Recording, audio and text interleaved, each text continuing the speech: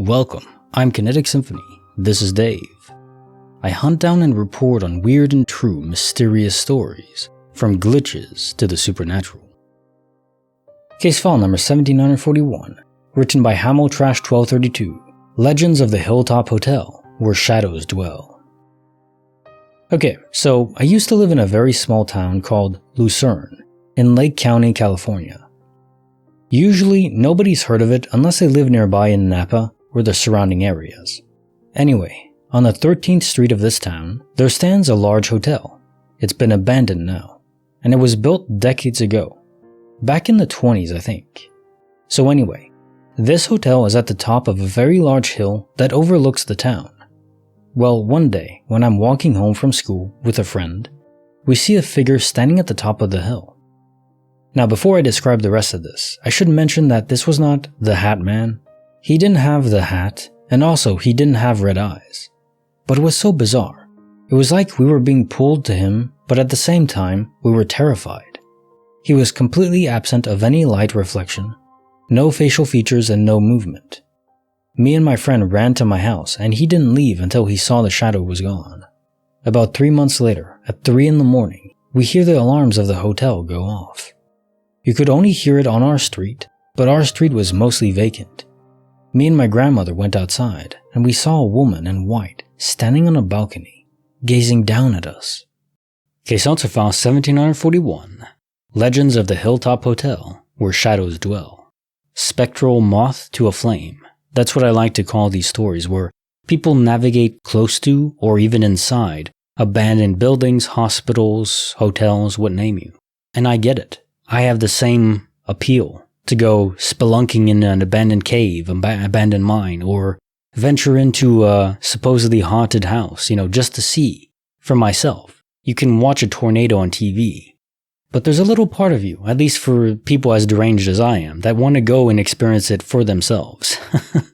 Like I said, moth to a flame. Although this story ended abruptly, I guess nothing else came from it, but I wonder what the story is of the woman in white. She probably was a real human being that lived a long time ago, and something traumatic happened to her. But maybe we'll never know. Case file number 17942, written by Mrsmcscruggs, Ball to Bag, The Glitchy Snag. Sure, I've had odd things happen from time to time over the years, but this is a whole new level for me. This time, I was playing with my dog, bouncing and tossing a ball in my kitchen for him to catch and chase. I was near the dining room table. I bounced the ball. My dog missed it, and it bounced off his nose and rolled under the table. I know it went towards the table, as my dog followed it too, and was bending down looking under the table as well. It was not there. I thought perhaps it bounced again and landed on one of the table chairs. Nope. I could not find it anywhere. Gone. I was confused. The dog was confused. My husband even looked around thinking it might have rolled further under a cabinet or something. I know it went in the direction of under the dining table as the dog was looking too. I never found it. 2 days later, I was at a doctor's appointment, fishing in my bag for some paperwork, and lo and behold, there was my dog's ball. My bag was hanging in a different room at the time the ball disappeared, on a coat rack hook, nowhere near the table or even in the possible direction of a wayward bounce. Like, what the heck? I'm seeing more and more glitch videos. I'm not seeking them out. And seeing more and more glitch-type stories. I think perhaps we do live in a simulation. The computer program is getting more and more buggy. Maybe it's reached its computational lifespan? Or has some malware the programmers are unaware of? Perhaps with the advent of the internet, where more information can be shared further and wider, we are learning more about glitches due to shared information. And glitches have always been with us. Us old folk didn't see it before because information was rather limitedly shared. However, we've widely been using the internet for 25 to 30 years, and I started hearing on the regular about glitches just a few years ago. But why would this just start happening in my life now? Whereas up until now, nothing this strange has ever happened to me. Maybe my sim is due for reprogramming or extinction. Thoughts I ponder. Case file number 1742. Ball to Bag, The Glitchy Snag. So I love your thoughts on the matter, and I think you're mostly correct. The one difference, I think, is that the developers, managers of the server are aware that it's becoming more unstable, and they're trying to rectify it as best they can. But if you're working with older hardware that's decaying, maybe the simulation we're on is part of ancient batch, a relic of the past in the real world. And so it just doesn't have the resources to be maintained as much as the newer versions.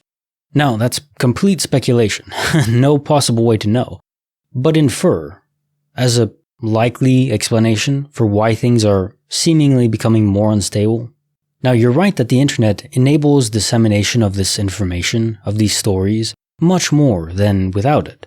And without the ability to come together as a community, people would just dismiss it. If you had a glitch happen 20 years ago, 30 years ago, and you told your friend, well, they probably wouldn't believe you, and then you just wouldn't tell anyone else. Or maybe you'd tell two people and both wouldn't believe you, or maybe they would slightly, but they wouldn't say they believed you because they wouldn't want to be seen as potentially abnormal or crazy. Society was much more constricted back then in what you're supposed to be allowed to think. So I think absolutely there's validity to that. But I also think if you went back a century and somehow brought the internet with you, I don't think there'd be many stories like this. Like DOP and, visiting the only exception would be quantum immortality. I think that's a baked in feature of the simulation. So there would be stories about that. But DOP, objects not rendering, glitches like that I don't think would exist, or maybe very infrequently, maybe one story a year or something. Not the hundreds that we have these days. And more than any story that freaks me out is those dead pixels in the sky. We've only had 3, maybe 4, if I recall, but I think those represent a total cluster failure, not just a CPU that doesn't have enough resources or something, but an actual hardware failure in the real world. What could be scarier? Wonder what happens if the server fails. Do we die? It's like the Matrix, if you're not reconnected into your mind, then you just die. Probably that isn't true.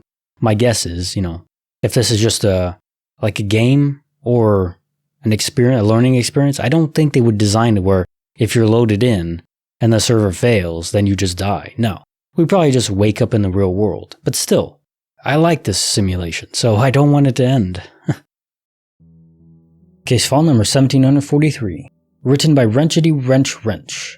Restroom Riddle, the neatly folded middle. This is about as random as it gets, and I apologize for the TMI level, but I'll keep it polite. I was about to take a shower and decided to pee while waiting for the water to get warm.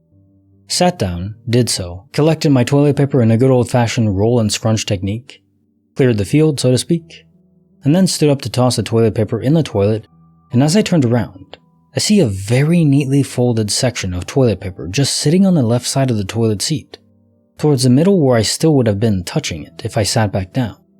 And it definitely would have stuck to me when I stood up. It looked to be 4 or 5 squares, neatly folded and flat, just sitting there, clean and undisturbed.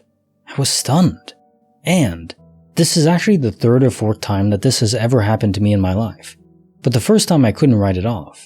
The other times didn't make sense either. But I had clothes on at the time and was like, maybe I had toilet paper stuck to me for some reason. Or maybe it was just on the underside of the lid of the toilet, and it fell off and I just didn't notice it. Nothing really seemed plausible at the time, but I couldn't just count those things out, and it freaked me out. So I just made myself shrug it off, though I was a bit paranoid about things sticking to my clothing unbeknownst to me for a bit. But in this recent scenario, I was in my birthday suit, so there was nothing to cling to or get stuck on, and I was about to hop in the shower, and the lid was up before I sat down. And I even taken a peek to see how clean everything was, because I was making a mental chore list for the day. Not the sexiest glitch, but it's still very much a what the hell moment for me. Anyone else ever experienced this? I have zero clue what or why or how. Just to include that all my carbon monoxide detectors are functioning normally. Case notes for file 1743. Restroom Riddle, the neatly folded middle. Sure, this is a slightly gross glitch, but that's okay. We don't discriminate here. Whatever the glitch is, it matters, it's relevant, even if it's unsightly. But I don't think this one represents an actual glitch, or if it does, it's not a glitch in the classic sense of the simulation actually malfunctioning. I think this represents a will, because you say that these folded sheets keep appearing for you multiple times, and you think, oh, they're just sticking to my clothes or something. Probably not. This could be a spirit pranking you, a kind of very light pranking, this kind of thing I would do, or a manager in the real world, I'm just pranking you. I wonder what the rules are on that. How much are they allowed to influence the simulation? I know if I died, all my lives of quantum immortality were exhausted, I wake up in the real world, and then I find out that I'm a manager of the server, and it's my shift now. Well, I will be pranking a lot of people. Maybe getting fired for it. But I won't take it too far, don't worry. Now time for the quote of the day. Some people can never believe in themselves until someone believes in them. Sean Maguire. And I would add that even the people that don't necessarily need someone to believe in them, if people believe in them, it still helps a lot. Like me, I don't think I needed people to believe in me.